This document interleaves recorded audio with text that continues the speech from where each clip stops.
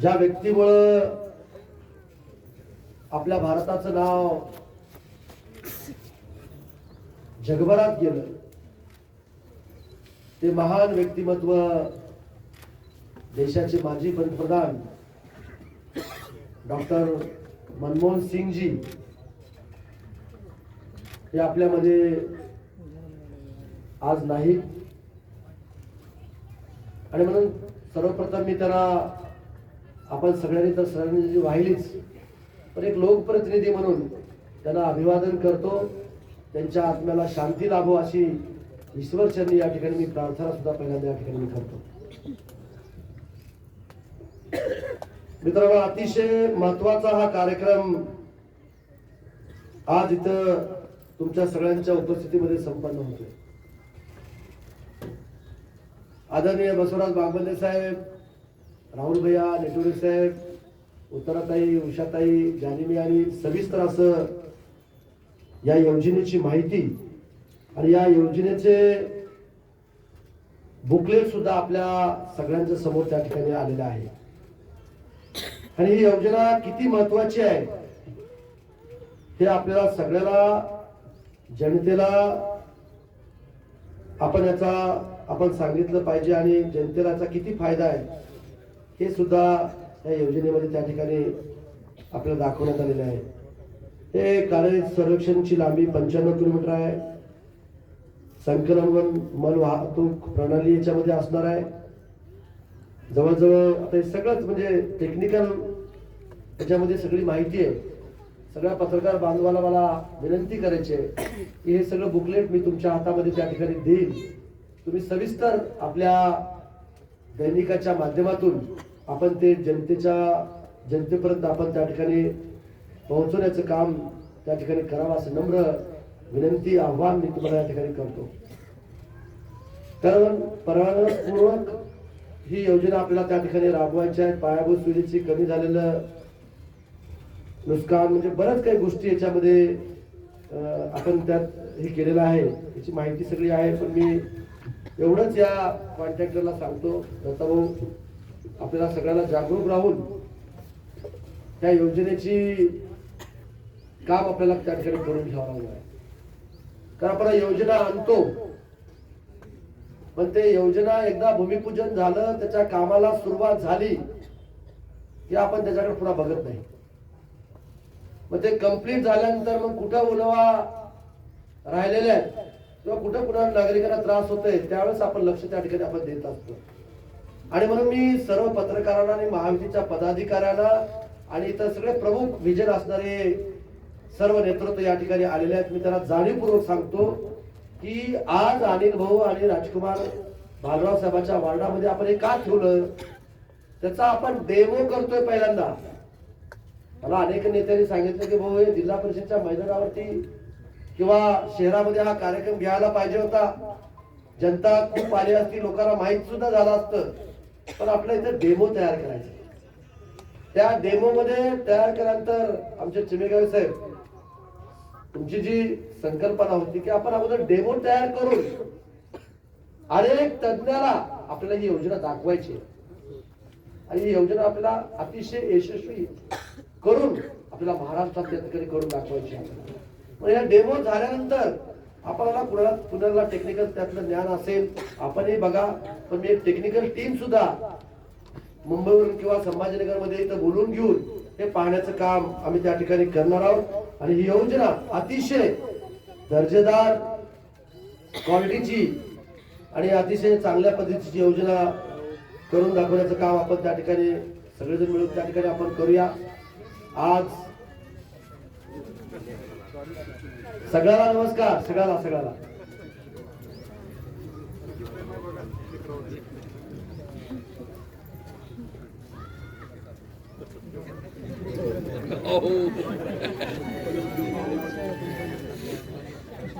हेच उद्गीरकरांचं प्रेम आहे. आणि मग आता या योजनेची माहिती आपल्याला या ठिकाणी देणार नाही म्हणून पहिला टप्पा काम आपण त्या ठिकाणी सुरुवात आहे. मी आज खरं तर सीओ कुठेतरी त्यांच्या कामानिमित्त रजा घेऊन त्या ठिकाणी गेलेले आहेत. पण कटके साहेब, सीओ साहेब आणि एसडीएम पण कुठेतरी बाहेर आहेत वाटतं मला वाटतं. आणि म्हणून तहसीलदार साहेब त्यांना सूचना मला करायची आहे की लगेच आपल्याला दुसऱ्या तिसऱ्या टप्प्याचा सुद्धा प्रस्ताव तयार करून आपल्याला मंत्रालयामध्ये त्या ठिकाणी द्या. आपण जवळजवळ ही 300-350 कोटीची योजना त्या ठिकाणी आहे. ही सगळी आपण त्या सगळ्या या वर्षाच्या आतच त्याला आपण मंजुरी देऊन संपूर्ण शहर आपल्याला अंडरग्राउंड ड्रेनेज त्या ठिकाणी करायचे. आपण निवडणुकीमध्ये लोकांना शब्द दिलं होतं की पर्यावरण पूरक स्वच्छ शहर आपला उद्योग त्या ठिकाणी आपल्याला करायचं. आणि या सगळ्या गोष्टी आपल्याला त्या ठिकाणी करावं लागणार आहेत. त्या गोष्टी आपण नक्कीच आपण त्या ठिकाणी करूया. खरं तर भव्य दिव्य असा कार्यक्रम आपल्याला करायचा होता, पण आपले डॉक्टर मनमोहन सिंग साहेब यांचं निधन झाल्यामुळे आपण साध्या पद्धतीत हा कार्यक्रम आपण त्या ठिकाणी घेतलेला आहे. कारण खूप दिवसापासून आज उद्या त्याचं भूमिपूजन करण्याचं चाललेलं होतं. कारण अनेक यंत्रणा गेली 1 महिन्यापासून ते थांबून होत्या आणि मग चालू करण्याचं काम आपण त्या ठिकाणी करण्यासाठी आजचा कार्यक्रम आपण त्या ठिकाणी घेण्यात आला. आज राहुल भैयांनी काय अपेक्षा व्यक्त केल्या, उत्तराताईंनी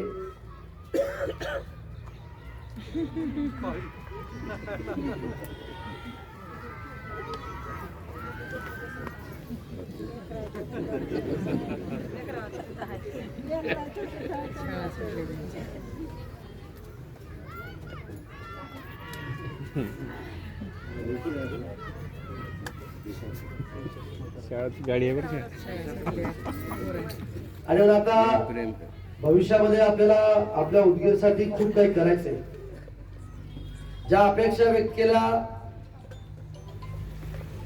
त्या अपेक्षाचा सुद्धा विचार करून त्याच्यावर सुद्धा आपण कामाला त्या ठिकाणी आपण सुरुवात करूया. सगळ्यात महत्वाचं आपल्याला आता पिण्याच्या पाण्याचा प्रश्न सोडवला, आता अंडरग्राउंड ड्रेनेजचा प्रश्न सोडवलेला आहे.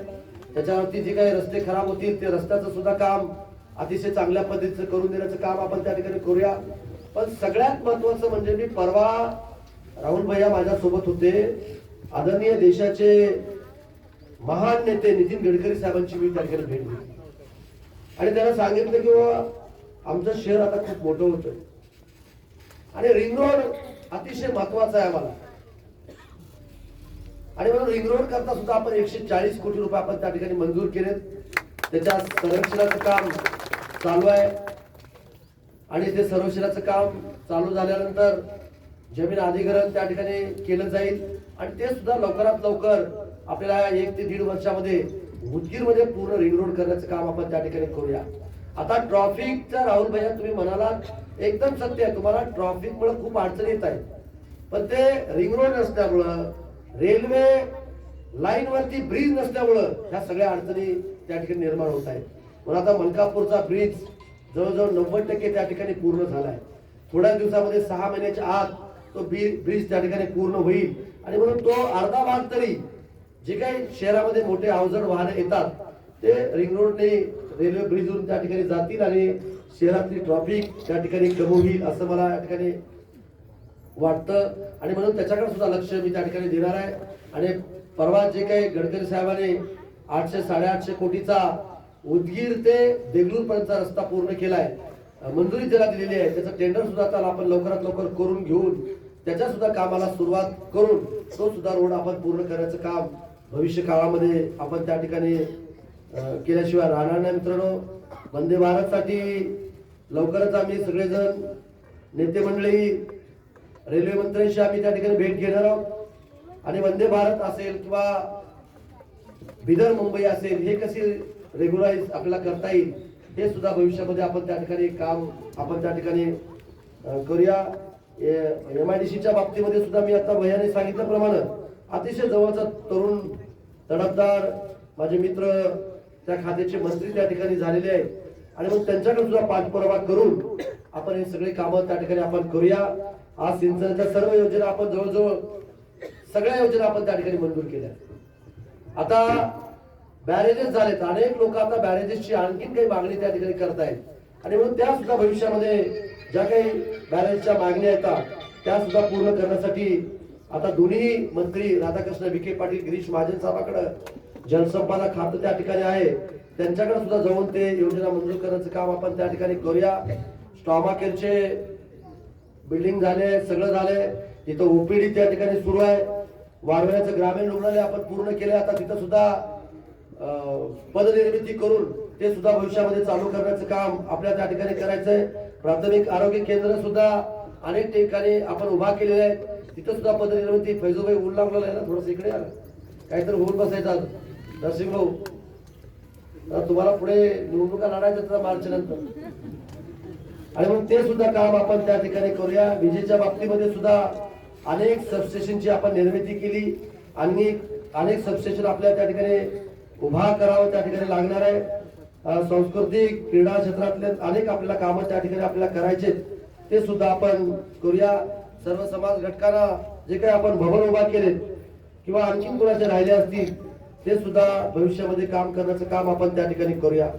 खरंच मी मनापासून, अंतःकरणापासून, हृदयापासून सर्व जनतेचे या कार्यक्रमाच्या निमित्तानं, खरं तर तुम्ही ठरवलं होता की नागरी सत्कार माझा करायचा. सर्व महायुतीचे पदाधिकारी माझ्याकडे आले आणि भाऊ आम्हाला तुमचा सत्कार करायचा.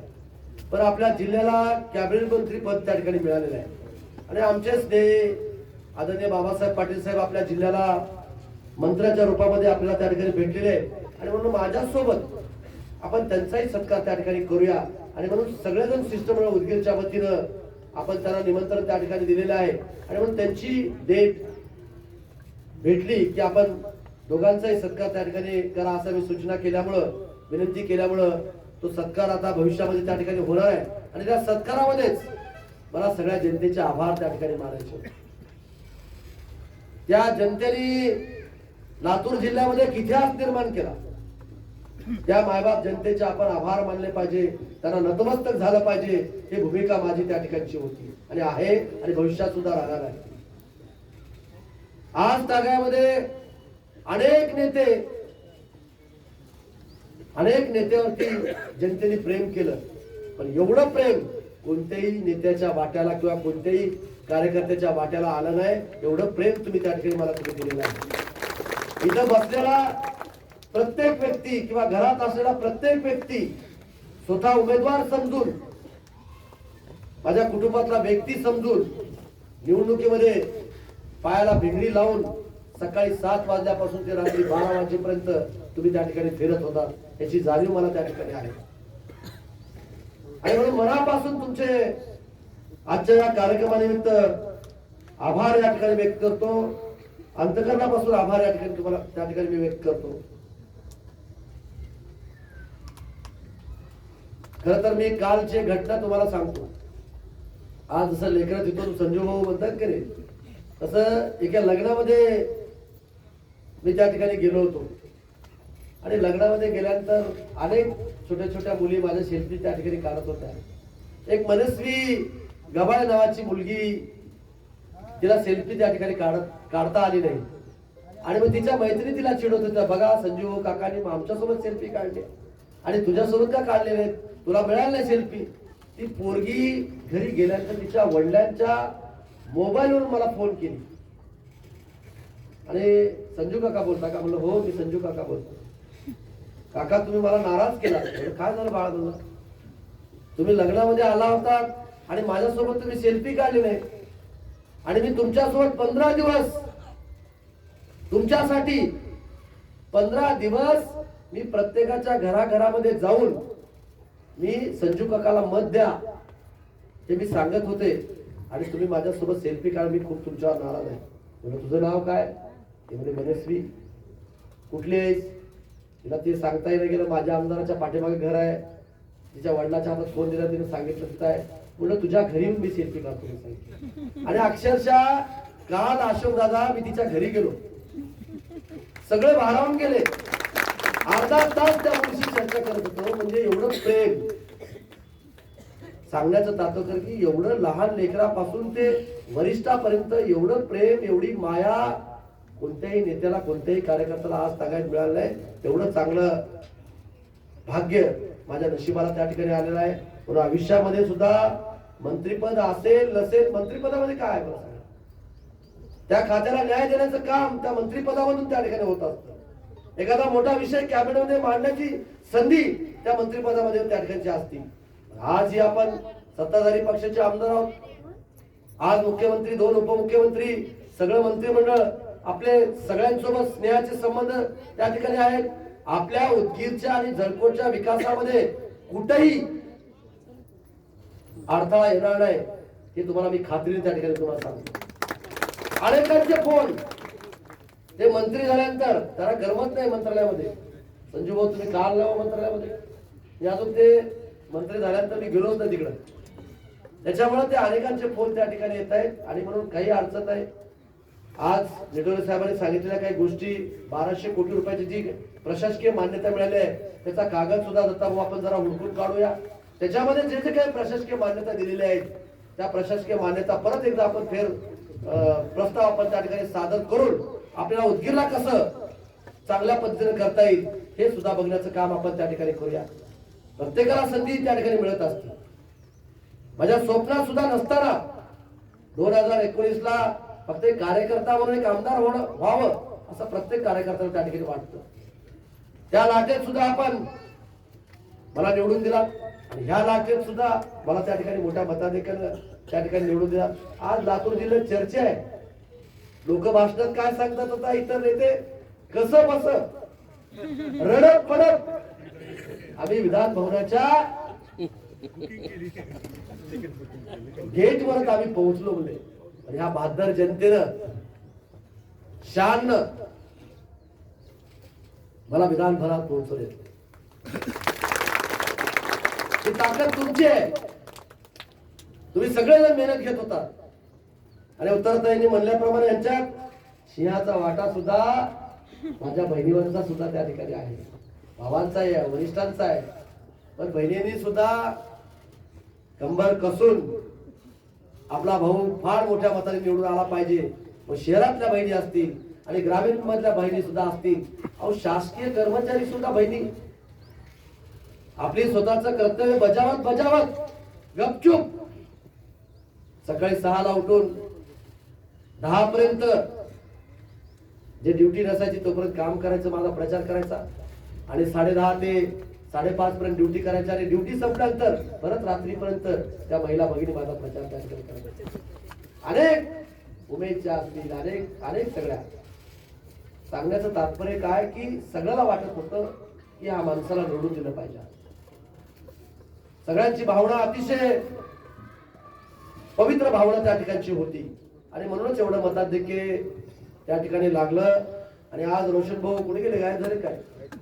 रोशन भाऊ मताच्या 70% मतदान मराठवाड्यामध्ये कुणाला मिळालं असेल तर ते मागतं संजय बनसोडे त्या ठिकाणी. 2 लाखापैकी 1,52,000 मतदान तुमच्या आशीर्वादामुळं, तुमच्या मेहनतीमुळं त्या ठिकाणी आपल्याला मिळालेलं आहे. ही क्रांती झाली, जिल्ह्यामध्ये क्रांती झालेली आहे आणि म्हणून ही क्रांती घडवण्याचं काम तुम्ही सगळ्या मंडळींनी केलेलं आहे. आणि म्हणून तुमचे सगळ्यांचे सार्वजनिक कामं तर मी त्या ठिकाणी तुम्ही ज्या ज्या वार्डामध्ये तुम्ही प्रत्येक गावामध्ये फिरून जे काही लोकांना आश्वासन तुम्ही दिला असाल, जे काही शब्द तुम्ही त्या ठिकाणी दिला असाल ते शब्द तर मी पूर्ण करेनच. पण तुमचं वैयक्तिक काम असेल, तुमचे सार्वजनिक कुठले काम असतील त्याच्याकडे सुद्धा लक्ष देण्याचं काम भविष्यामध्ये मी त्या ठिकाणी करणार आहे. हाही शब्द तुम्हाला आवर्जून या ठिकाणी मी देतो. आणि कॉन्ट्रॅक्टर कुठे आहे? कॉन्ट्रॅक्टरचा माणूस कुणी आहे का नाही? कटके साहेब, क्या नाम है तुम्हारा? जस्मिन गोयल. कहाँ से? अहमदाबाद. मला तुम्हाला विनंती आहे, मी लोकप्रतिनिधी खूप जागरूक आहे बरं का. हिंदी में बोलो उनको मराठी हिंदी में, तो इसलिए ये काम क्वालिटी का होना चाहिए, मेरी इतनी विनंती आहे. आणि म्हणून मला खटके साहेब, इंजिनियर लोकांनी सुद्धा दररोजच्या कामावरती निगराणी त्या ठिकाणी केलं पाहिजे.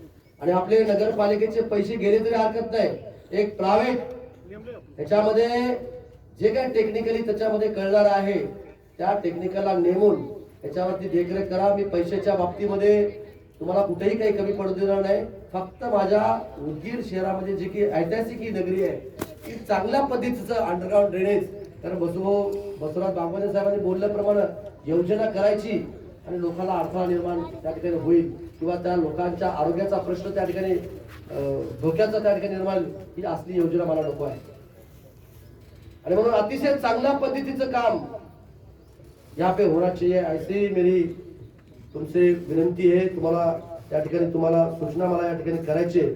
आणि म्हणून आता एवढंच या प्रसंगी बोलतो. आणि अतिशय आपण कमी वेळामध्ये एवढ्या मोठ्या संख्येने या ठिकाणी आपण उपस्थित राहिला त्याबद्दल मी मनापासून तुम्हाला सगळ्यांचे बबलू भैया सगळ्यांचे त्या ठिकाणी आभार व्यक्त करतो. आणि आता जरा कामाला लागलं पाहिजे. आता राहुल भैया बोलल्याप्रमाणे आपण सगळेजण एक संघ राहून आपण त्या ठिकाणी डिफेन्सचे काम करूया.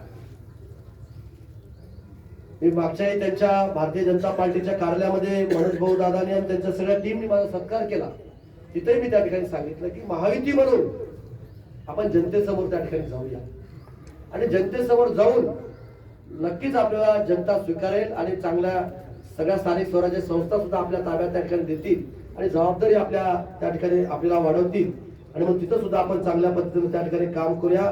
पण आपण जसं निवडणुकीमध्ये काम केलं तसंच आता आपल्या वार्डामध्ये सातत्याने आपण लोकांच्या सुखदुःखामध्ये लोकांचे छोटे मोठे प्रश्न सोडवण्यामध्ये आपण त्या ठिकाणी राहिलं पाहिजे, अशी सुद्धा विनंती या ठिकाणी तुम्हाला करतो. आणि अनिल भाऊ जे काही या भागामधले जे काही प्रश्न राहिले असतील तेही आम्हाला आपल्या लेटर पॅडवरती तयार करून द्या. मी विनंती करतो, दादांना विनंती केली आहे, राज्याच्या मुख्यमंत्र्यांना विनंती केली आहे की बाबासाहेब पाटील साहेबांना आपल्याला या लातूर जिल्ह्याचे पालकमंत्री पद आम्हाला त्या ठिकाणी द्या, म्हणजे जेणेकरून की आपल्याला जवळच्या जवळ त्या ठिकाणी त्यांना भेटून जास्तीत जास्त निधी आपल्या मतदारसंघामध्ये आपल्याला कसा आणता येईल हे सुद्धा आपण बघण्याचं काम आपण त्या ठिकाणी करूया. एवढंच या प्रसंगी बोलतो. आणि आपण शब्द सुमनानं अनिल भाऊ तुमचा डिस्म्यूट झाला, तुम्ही खूप मोठा हार आणला होता राजकुमार साहेब तुम्ही सगळ्यांनी मिळून आणि सत्कार करण्याचं त्या ठिकाणी ठरवलं होतं. पण कधी कधी आपण जागरूक राहून लोकप्रतिनिधीनं काम केलं पाहिजे. तुमचं प्रेम, माझ्याविषयी भावना तुमची अतिशय सगळ्यांची चांगली असल्यामुळं तुमचे एवढा मोठा हार मला मिळाला, माझ्या गळ्यात तुम्ही घातलात असं मी या ठिकाणी समजतो आणि थांबतो. जय हिंद, जय महाराष्ट्र.